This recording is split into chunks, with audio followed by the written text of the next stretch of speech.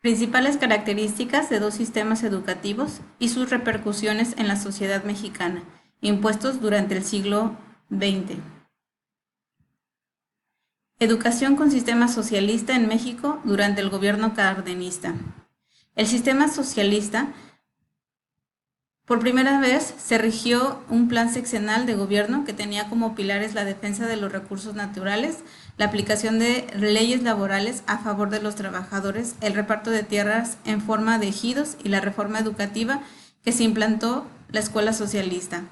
La reforma educativa de 1934 implantó la educación socialista. La educación fue controlada por el Estado mexicano.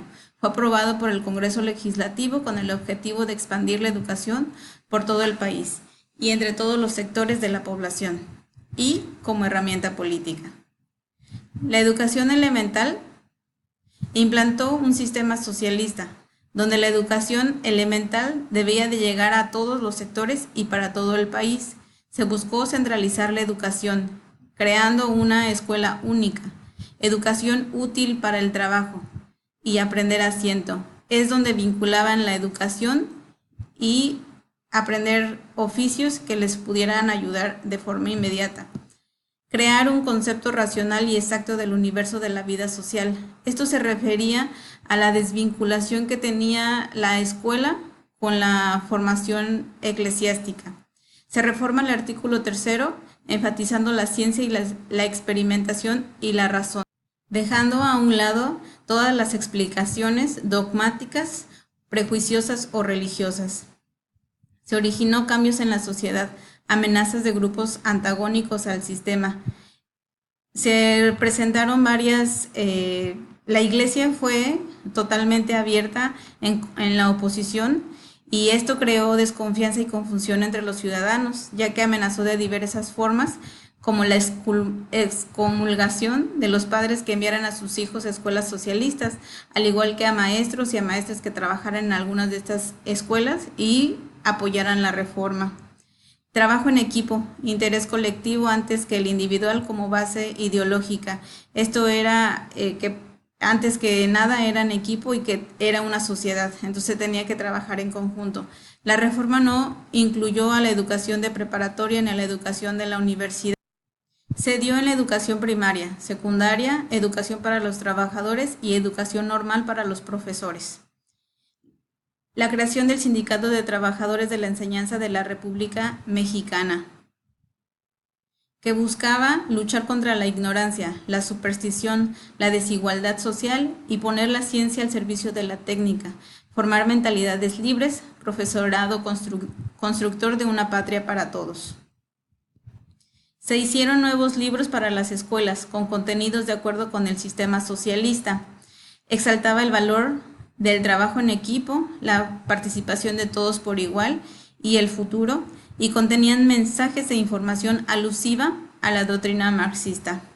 Llega la Segunda Guerra Mundial, que provoca la unidad nacional con un nuevo gobierno. Mientras empieza la Segunda Guerra Mundial, y esto modifica la política educativa en México, y se busca la unidad nacional, que llega junto con el gobierno de Manuel Ávila Camacho.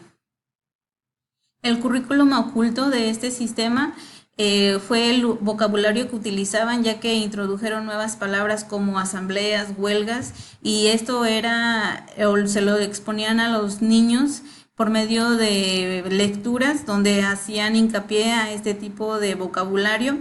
Por otro lado, la iglesia tendía a abusar de la ignorancia de los mexicanos y manipulaba su actuar. Entonces ellos, igual en narrativas que hacían, dejaban claro que esto no podía ser y que era un dogma y que todos los conocimientos tenían que ser basados en la ciencia y en la razón. Aquí se puede ver que ellos intentaban separar lo que es la religión de la educación y pues con una tendencia política. Sistema nacionalista. Durante este periodo se comenzó a crear una cultura propagando las virtudes del pueblo y enalteciéndolo, lo cual pretendía formar una cultura republicana nacional, tomando auge en los gobiernos postrevolucionarios y el proyecto educativo de unidad nacional. El proyecto educativo de unidad nacional involucra a varios gobiernos, ya que involucró desde Manuel Ávila Camacho, Miguel Alemán Valdés, Adolfo Ruiz Cortines y Adolfo López Mateos. Aquí se dio mayor importancia a las escuelas urbanas y se dio un gradual abandono a las escuelas rurales, ya que se enfatizó la industrialización. Se reformó el artículo 3 a la educación por la paz, la democracia y la justicia social. Durante el Jaime Torres Bodet, que es el secretario de Educación, reforma el artículo 3 y elimina los términos socialistas e incorpora la educación humanista, integral, laica, nacionalista y democrática, y favorece la integración familiar. Se basa en la escuela activa para formular nuevos planes de enseñanza. Se crea una campaña de alfabetización. Dentro de esta campaña se obligó a todos los mexicanos que supieran leer y escribir a enseñar a otro habitante que no supiera hacerlo. Y se prestaron edificios para poder realizarlo. Se crearon cuadernos de escritura para grupos indígenas en sus lenguas. También se crea el Comité Administrativo del Programa Federal de Construcción de la Escuela. Este comité se creó con la intención de que se construyeran nuevos edificios educativos donde se logró dar inscripción a más niños y niñas. De acuerdo con se reestructura el Instituto Politécnico Nacional y se abren otras instituciones, tal como el Consejo Nacional para la Educación, la Escuela Normal Superior, Escuela Nacional de Especialistas, la Escuela Nacional de Bibliotecario, el Colegio Nacional, el Instituto Tecnológico de México y el Instituto Tecnológico de Estudios Superiores de Monterrey.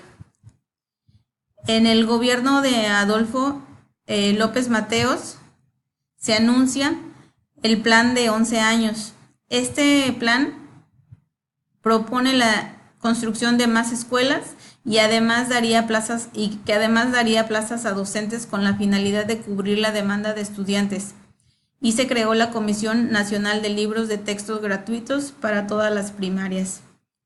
La SEP tenía 3 preocupaciones fundamentales: la modernidad de los métodos y la tecnología educativa, la administración educativa y la propagación de la investigación en la educación. Pero para ese entonces el país cayó en crisis y la devaluación del peso, y la educación deja de ser prioridad para el gobierno. Currículum oculto del sistema nacionalista. Aquí también se reforman nuevamente los libros y se pretende que el gobierno del momento tenga una empatía con los ciudadanos. Quiere decir que se saca todo lo que tenía que ver con el socialismo y se pretende que los jóvenes y los niños que se están preparando tengan empatía con el nuevo gobierno y con las nuevas ideas e ideales.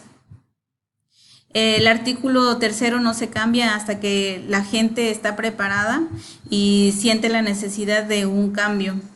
La población dejó de educarse en escuelas rurales y se comenzó a dar mayor importancia. Esto también era porque la demanda en ese momento era la industrialización y se le dio mucha importancia a lo que era toda la urbanización. Se comienza a dar mayor importancia a la participación de la mujer. Sin embargo, en este aspecto, hasta el día de hoy tenemos mucho por caminar. Muchas gracias.